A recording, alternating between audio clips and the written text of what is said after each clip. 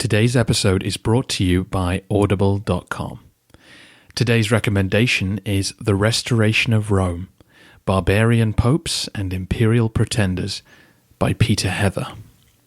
It's the story of Theodoric, Justinian, Charlemagne, and the popes, who would all try to restore Rome and the creation of the Holy Roman Empire. Go to audibletrial.com/TV Critic to listen to it today.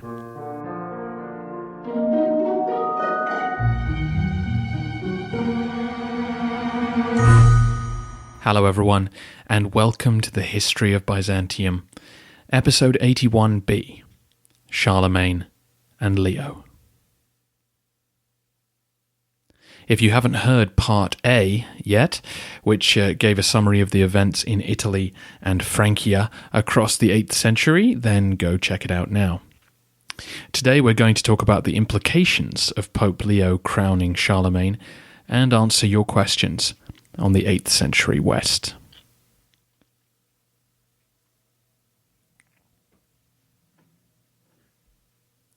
So let's look at what this decision meant for each side. Modern historians are confident that Charlemagne was not crowned by surprise or against his will. By 800 AD, there wasn't a lot which Charles Magnus could be forced to do. A Frankish historian reports that later Charlemagne said he would never have entered the church that day if he'd known what was about to happen. But this is clearly not true. Charlemagne would continue to use the imperial title, he would agitate for the Byzantines to recognize it, and he passed it on to his son. Probably the reason that this regret was recorded was to fit Charlemagne into the grand tradition of Roman emperors refusing the honor when it was offered. In deference to the ancient republican virtues of the empire, many men had stage-managed rejections of the office upon their coronation. They would deny their ambition for such a grave responsibility before their friends would insist that they were the only man fit for the job. Why did Charlemagne want to be crowned Roman Emperor, though? As we speculated in the previous episode, the massive expansion of the power and reach of the Frankish realm had caused something of an identity crisis of its own. This level of success surely intimated divine direction. The Franks were a special people, compared by their own intellectuals to the biblical kingdom of Israel. Charlemagne was clearly close to becoming God's vice-regent on earth. Such power was surely beyond a mere king of a German tribe. He was now worthy of assuming that long vacant office of emperor of the Romans. That was an understandable ideological conclusion to draw, but of course there already was an emperor of the Romans, albeit living very far away in Constantinople. Despite this distance, the hierarchy of office was well known. An emperor was more important than a king. The king might still need the Pope's seal of approval to gain legitimacy, whereas the emperor was above all men. Charlemagne may have been able to do whatever he liked, but he still wanted the legal and psychological distinction of being hailed as emperor in order to put his reign in the proper historical and international context.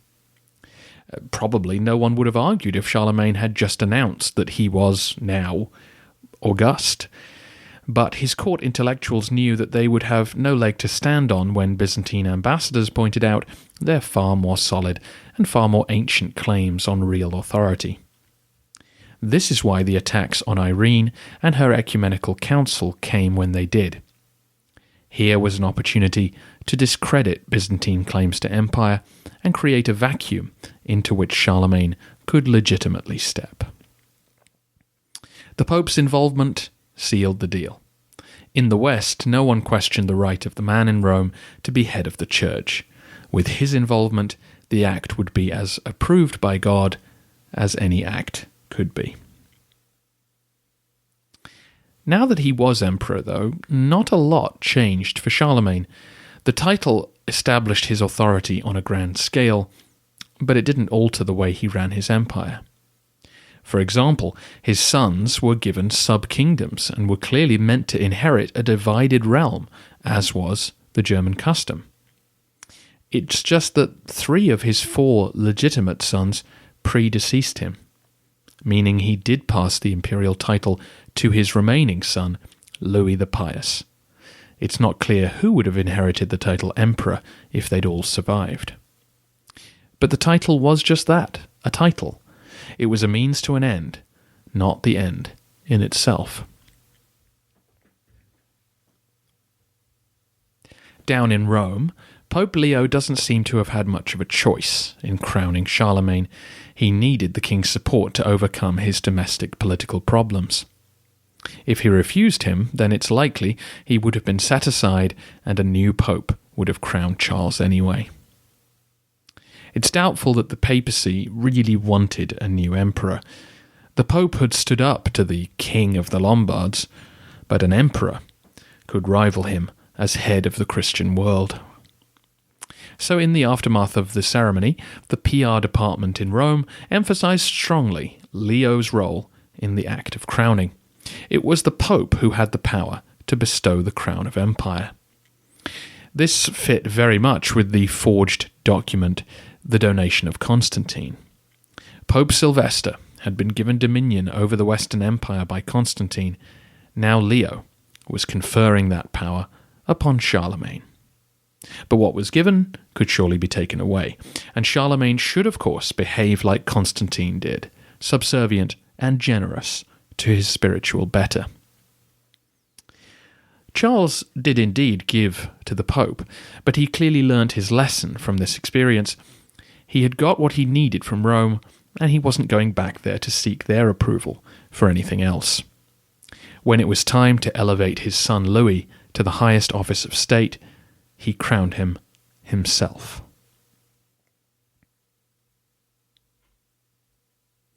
So what about the Byzantines? From their perspective, Leo's decision to crown Charlemagne was an act of rebellion against the empire. The reality that had been masked by silence for a century was now loud and clear. Rome was no longer part of the empire. Theophanes commented that Rome is in the hands of the Franks now. Some of these developments had already happened by 800, but from now on, the popes would no longer date documents with the Byzantine imperial year, nor would they mint coins with the emperor's face on them. They stopped maintaining native Greek speakers in the chancellery as the need to maintain correspondence with Constantinople diminished. Prayers were now said for the king of the Franks and his family, rather than for the emperor and his. A formal relationship was still maintained. The Byzantines would go on seeing the Pope as an important figure within the Church. He would still be consulted on various ecclesiastical issues. But fundamentally, both sides now knew that Rome was not rejoining the empire. With Frankish military power so intimately connected with the papacy, any moves in that direction would have been impossible. At this stage, Charlemagne's claim on the title Emperor of the Romans was only a minor irritation in Constantinople. It would have to be dealt with, and it will, within the narrative, but it wasn't a hugely pressing concern. More worrying was the fact that the Franks were physically impinging on Byzantine territory. The expansion into Italy threatened Byzantium's holdings in the south, and the move toward Istria in the north endangered Venice and the few outposts in Dalmatia, still in imperial hands.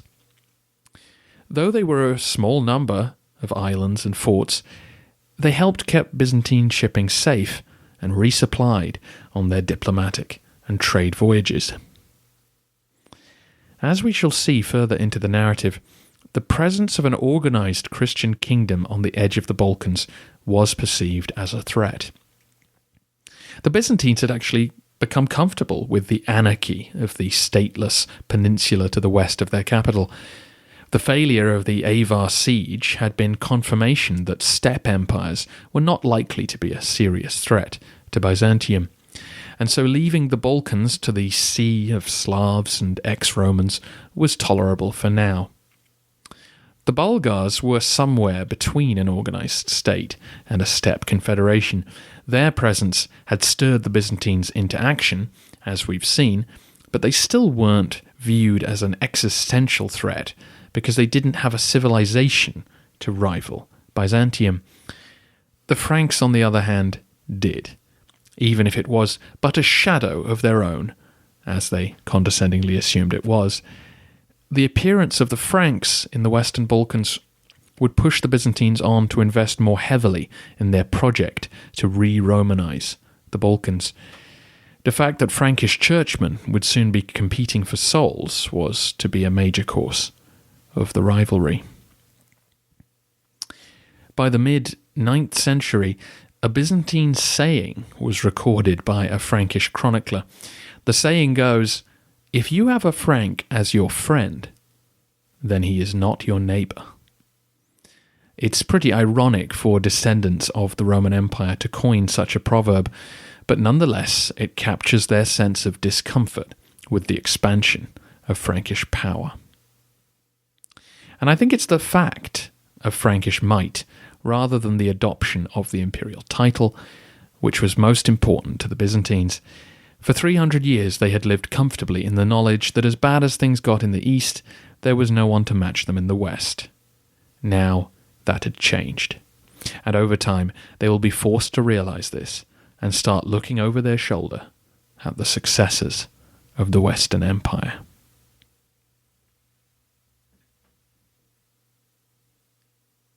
Lots of your questions focused on Byzantine perspectives on the Franks and Italy during the 8th century. Listener RM wondered about whether the Byzantines were aware of the Arab attacks on southern Gaul or the deposition of the last Merovingian in favour of Pippin. And indeed, would they have wanted to respond to either situation militarily? Relations between the realm of the Franks and Byzantium were generally good, but everything took a long time. Official interactions were a rare thing. Embassies would physically have to travel to the court of the other in order to communicate in person. Neither side had representatives they trusted closer to the border. So when the Byzantines wanted to propose that Rotrude marry Constantine, they travelled to Aachen, and when the Franks wanted to discuss Irene and Charlemagne getting together, they went to the Bosphorus. Of course, both sides got regular updates on what the other side were up to through informal contacts. Clergymen often wrote to friends in faraway dioceses with information. Traders would bring news on their ships. Byzantine administrators working in Italy or the Adriatic coast would send information back to the capital, and so on. But almost none of this information was first-hand, and it all took so long to reach the east that by the time news of a major event reached the palace, it was far too late to do anything about it. So no, the Byzantines did not know that the Arabs were raiding southern Gaul until well after it had begun, and it was never serious enough that they would have thought much of it. Similarly, they greeted news of King Pippin's coronation with a shrug.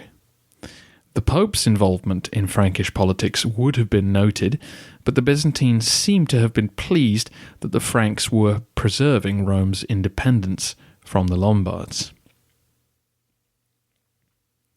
Following on from that, listener J asks whether the Byzantines still believed that the lands of the old Roman Empire were theirs, even as a legal fiction, which is an interesting choice of words because the donation of Constantine was precisely a legal fiction.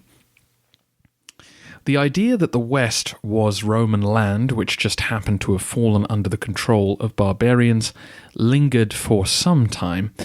But once the collapse under Phocas and Heraclius happened, those ideas became irrelevant. And I don't just mean because the empire was too weak to consider heading west. I mean that the prevailing sense of Romanness began to change. This is, of course, tied up with iconoclasm and that sense of the Byzantines as a chosen people suffering for their sins. Those ideas of who we are and what our destiny is could no longer really apply to men living in Britain under Saxon kings or a Spaniard living under Muslim rule. By 800, the Franks had been around for so long and had such an independent history that it would be hard to still really perceive them as squatters. Listener G asks in the same vein, did anyone in northern Italy or France think of themselves as Romans, as Byzantines, as it were? Again, I think the answer is no. There was an educated elite across Western Europe who learnt Latin and sometimes Greek, who were well aware of their common ancestry. But these were mostly clergymen, and they spent their lives in kingdoms with a German inheritance that were recognizably something different from the Roman Empire of old. And, of course, the longer time went on, the more alien the Byzantines might appear.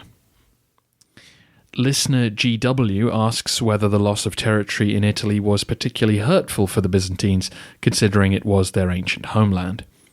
But he sort of answers the question himself when he adds, or was the centre of power, culture and religion so ensconced in Constantinople that Italian territory was regarded as no different from other places? Italy was understood to be the birthplace of empire, but I don't think it was remembered as the birthplace of Roman culture in the same way. As the Byzantines spoke Greek, they viewed the Latin-speaking West as a slightly foreign place, and their thoroughly Christian worldview meant Jerusalem was just as important a location as Rome in their own origin story. Therefore, it was easy to put Constantinople in the centre of their cultural history, fusing as it did two traditions, and therefore lose a sense that Italy itself was particularly special. Listener JM asks whether this was the point where the West started to deny Byzantine claims on the Roman legacy. I think that question may come from too modern a perspective. I mean, the Franks were certainly making a claim on that legacy, but at the same time they recognized Byzantium as the continuation of Roman power in the East. So they were not so much denying Byzantine Romanness as wanting a piece of it themselves. Listener G asks about the Holy Roman Empire and the Byzantine view of it. But the Holy Roman Empire did not yet exist. Charlemagne remained head of the Frankish realm, but with an imperial title. An actual empire with the name of Rome would not come into existence until the mid-10th century. Listener S asks how much more advanced were the Byzantines than their European counterparts? Was the population as a whole more literate? Was their knowledge of medicine, metallurgy, and agriculture that much more advanced? Or has the difference of technical proficiency been exaggerated over the centuries? It's hard to be accurate for obvious reasons. No records of literacy exist, and it's hard to compare two such vast areas on such a metric. But a superficial comparison would suggest that reading and writing had generally survived better in Byzantium than in the West. Constantine V seems to have contributed personally to writing sermons defending his iconoclasm, while Charlemagne famously struggled to learn how to read. Constantinople maintained a bureaucracy throughout even the darkest times, and therefore the elite who lived near the Bosphorus continued to bring up their sons to be able to read and write. Over in Francia, it was far less necessary to be literate to be successful. It was more important to be a good warrior and a good manager of your various estates and retainers. In both East and West, it seems that literacy had dropped off significantly since Roman times. A life in the army, often a route to success and money, didn't require that officers be able to read. And the drop-off in long-distance trade meant that learning other languages might be less relevant. The Byzantines held the edge in terms of literacy, I would say, but it was far less pronounced than in the days of Justinian. In terms of scientific and other kinds of practical knowledge, I'm going to have to ask for your patience. I think it would be impossible to discuss technological developments on a century-by-century basis for various reasons and for lack of evidence. What I think is needed is a specific long episode dedicated to technology during the Byzantine era, and I'll definitely work on that, but it won't be coming out during this tour. It will take a lot of specialist research, and I don't think you'd appreciate me disappearing for weeks at a time right now. I'm going on a much-needed holiday in late October, and so I'm trying to get all of the end-of-the-century work done before then. But trust me, an episode on Byzantine science will come, and any and all questions on that topic are being filed ready for that day. Having said that, one thing I will say here is that Constantine V sent a special gift to Pippin in 757, an organ. This was, of course, a large gift which would have suitably impressed its Frankish recipients, who we can assume did not have anything like it at the time. Organ music was obviously far louder and more powerful than any instruments owned by the general public, and hence why it was used in the Hippodrome or around the palace or on Irene's tours of Thrace. I'm sure the Franks could have hired engineers to build one, but that specialist knowledge was no longer readily at hand in the West, but it had survived in the East, and Byzantine diplomats were quick to use such mastery to try and impress. That's all from the West for now. We will be back for more questions later, but for now we're headed east, for the fall of the Umayyads, the rise of the Abbasids, and the fate of those former Roman Christians who Heraclius left behind. Finally, you all know about Audible.com and its hundreds of thousands of audiobooks, newspaper and magazine articles, and classic audio clips. If you're interested in checking out a book related to Byzantium for free, then how about The Restoration of Rome by Peter Heather? Here is a sample discussing Theodoric the Ostrogoth writing a letter to Anastasius right at the start of our podcast story about his right to rule Italy. The central plank of Roman state ideology was the claim that the empire existed because it was key to the divine plan for humankind. Theodoric's parallel claim that the divinity underpinned his own capacity to govern in a properly Roman manner amounted to a statement that he himself, together with the realm he governed, were just as legitimately Roman, that is, divinely ordained, as the Eastern Empire itself. As set up in this letter, Theodoric's Romanness was not indirectly acquired from the Eastern Empire, but directly from God. Who was this Gothic upstart making these extraordinary claims, and how much substance was there in this assertion of his own Romanness? The Restoration of Rome is about the foundations of the actual Holy Roman Empire and how Theodoric, Justinian, and Charlemagne played their parts in its creation. If you're interested in a free month-long trial of Audible service and you live in the US or Canada, then go to audibletrial.com/TV Critic.